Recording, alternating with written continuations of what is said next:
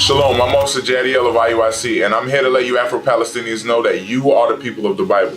For so many years, you've been told that the Bible has nothing to do with you, that you should worship Islam and that Muhammad is a prophet. These are all lies that have been taught to you over time, and by design, your identity, your true identity, has been hidden.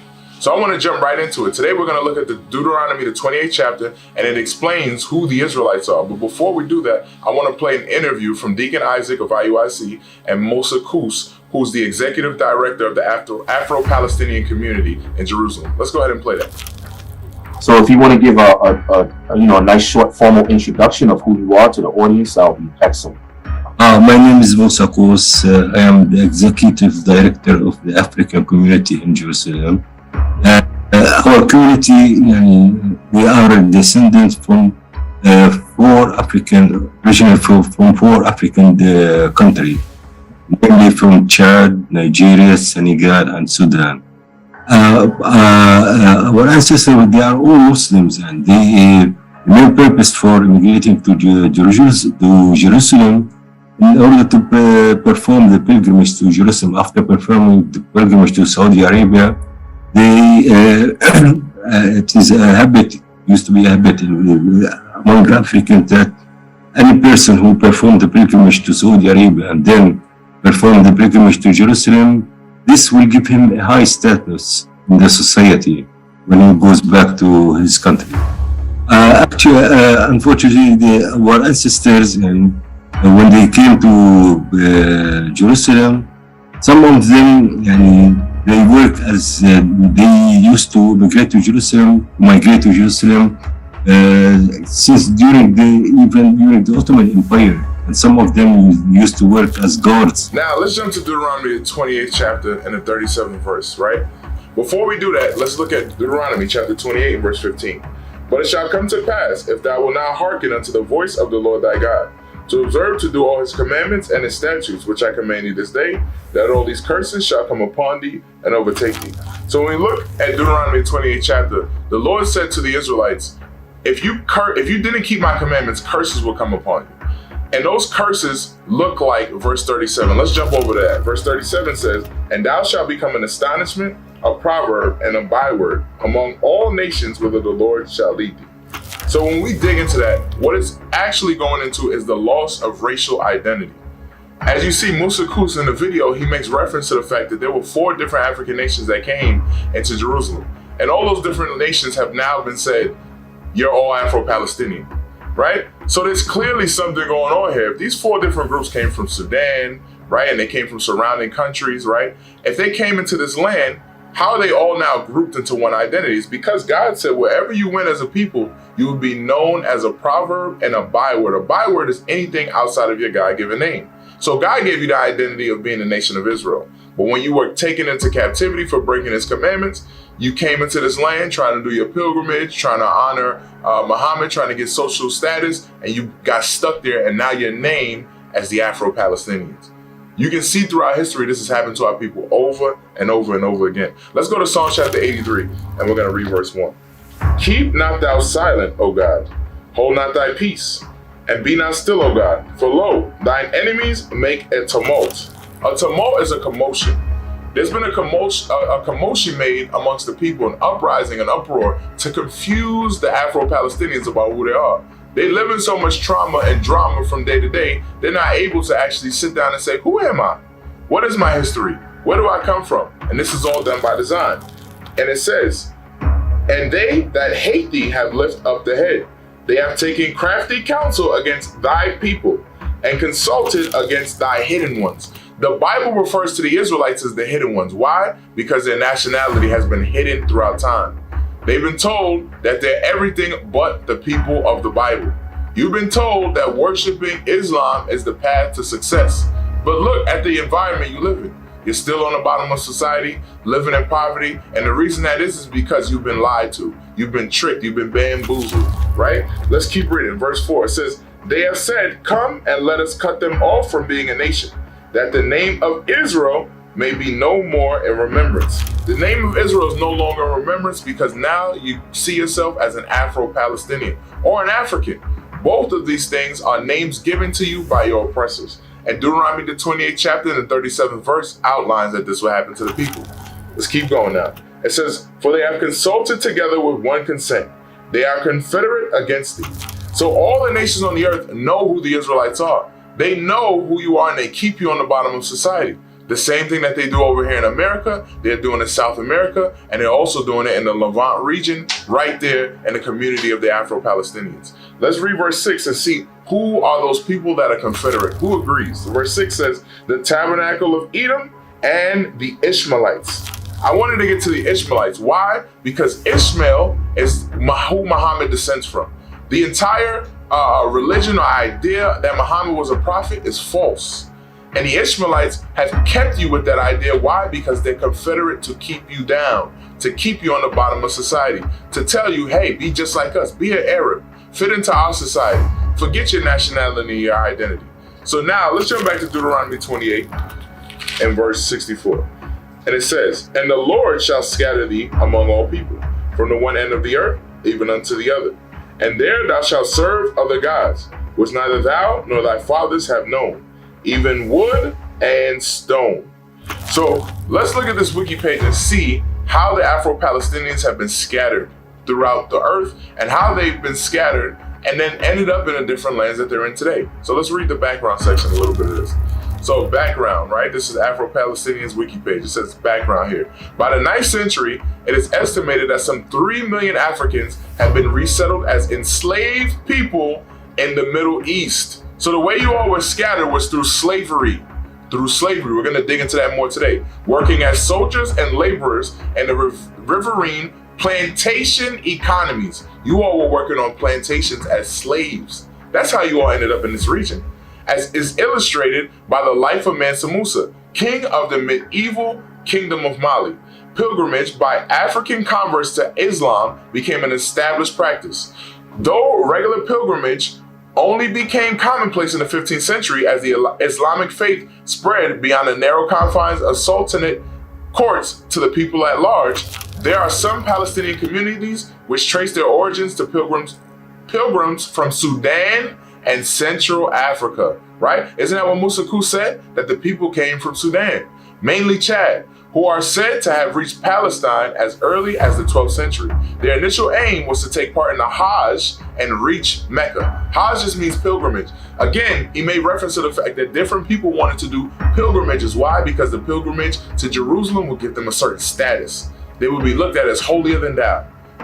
After which they visited Jerusalem to visit the Al-Aqsa Mosque. Many Afro-Palestinians also hail from forefathers who came to Palestine enslaved in service to the Ottomans.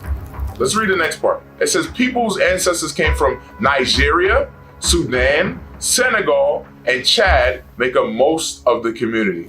So we're going to stop there. So as you can see, the people came there for pilgrimages, right?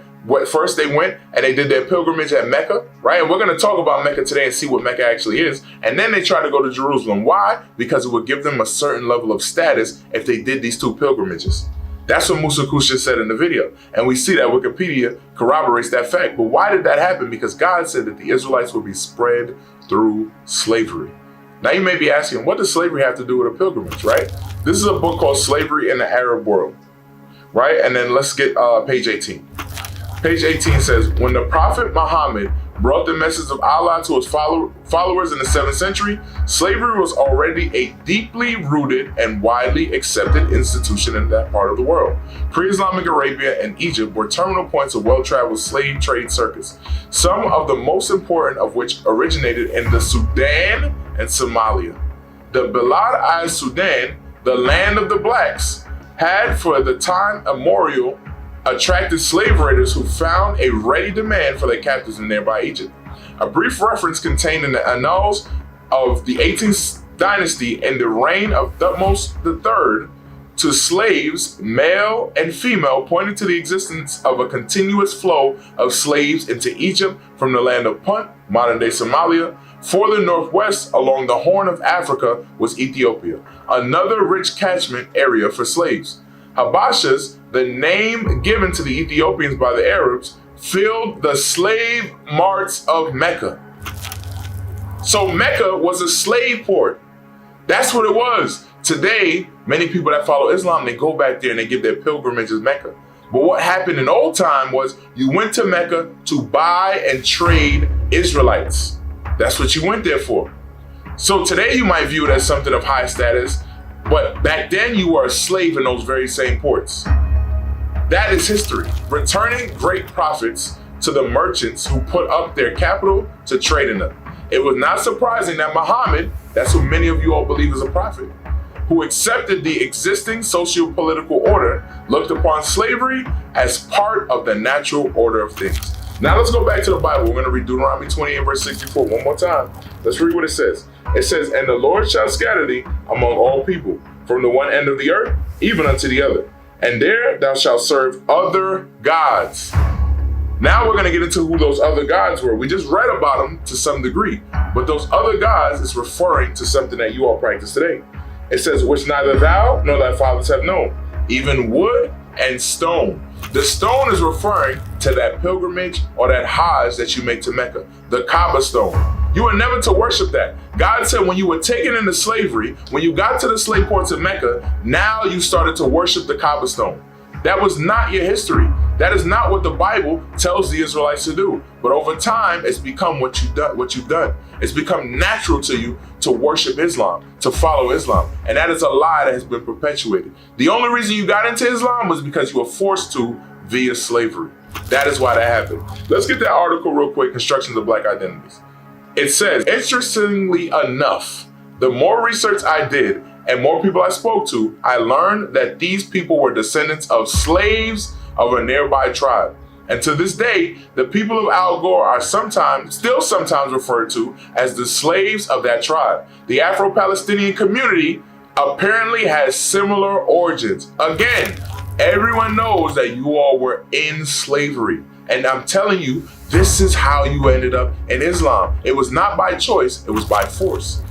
Let's continue. It says, "When I went to Jerusalem, I learned that the African or Afro-Palestinian quarter is often referred to as the Abd corridor." Abd means slave. The land or the environment that you live in is called the slave corridor. That is telling you something.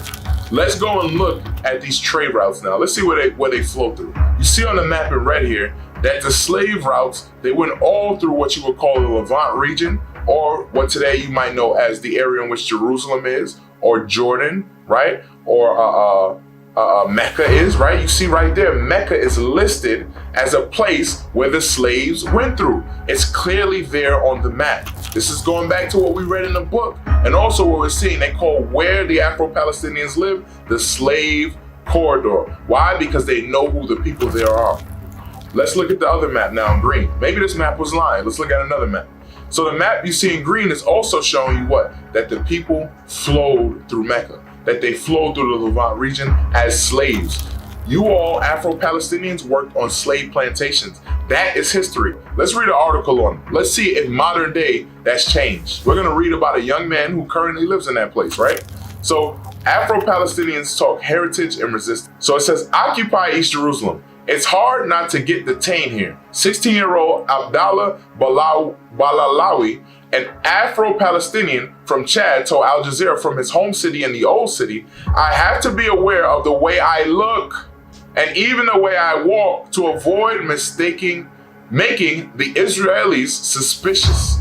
So he has to watch how he walks through his city because he will get harassed if he walks a certain way, if he looks a certain way. Let's keep reading. Abdallah is one of at least 350 Afro-Palestinians from Nigeria, Chad, Senegal, and Sudan, residing in the Muslim quarter of the old city, adjacent to the Al-Aqsa Mosque compound. The Afro-Palestinian neighborhood is not the easiest to find, accessible only through an Israeli police checkpoint. That sounds familiar. The only way to get into their community is you have to go through a police checkpoint. That means they have high police presence in that community, where officers interrogate anyone who is not from the local community. So we couldn't even go visit without being harassed by the police. Do you think you're living free if you're being harassed by the police? Let's keep reading. It says, "On a nearly hidden road straddled between two police blockades, third-generation Afro-Palestinian teenagers tell Al Jazeera about the world they inherited, characterized by checkpoints, daily interrogations, night raids, and incessant fears of detention by Israeli forces. Let's read Deuteronomy 28, verse 16 one more time. It says, "Cursed shalt thou be in the city, and cursed shalt thou be in the field." This has come to pass because we have not followed the commandments of God. You all Afro-Palestinians live in fear because God said it would happen if you didn't keep his commandments. Let's go to Deuteronomy chapter 28, and we're going to read verse 29 now. It says, "And thou shalt grope at noondays as the blind gropeth in darkness, and thou shalt not prosper in thy ways, and thou shalt be only oppressed and spoiled evermore, and no man shall save thee." When we read this, we can see what? The people of the Afro-Palestinian community, they clearly have been trying to get out of this situation. But God says you will not be able to get out of it. He said you'll grope like a blind man in the noonday. When the sun is at its highest point, you should be able to see. You should be able to find a way out. But God is saying you'll continue to reach and you'll find no way out. You'll find a way to relieve yourself of the oppression you face. And that is being done by design. You may look at it and say, why is the Lord putting us through this? Why is he putting us through so much poverty and oppression and putting us on the bottom of society? But Hosea 5:15 explains why. It says, "I will go and return to my place till they acknowledge their offense and seek my face. In their affliction, they will seek me early." God is afflicting the Afro-Palestinian man and woman and child so that they can come back to him. He said, in your affliction, you will seek him early. The affliction is being done with the idea that you will come back to God and keep his commandments in these last days. If you do, Deuteronomy 28 verse 13 now, it says, "And the Lord shall make thee the head and not the tail, and thou shalt be above only, and thou shalt not be beneath, if that thou hearken unto the commandments of the Lord thy God, which I command thee this day, to observe and to do them. And thou shalt not go aside from any of the words which I commanded thee this day, to the right hand or to the left, to go after other gods to serve them." So in order to serve the God of the Bible, you cannot serve Islam. You cannot serve the Kaaba stone. You must leave those lies alone and the false identity that you've been given over time.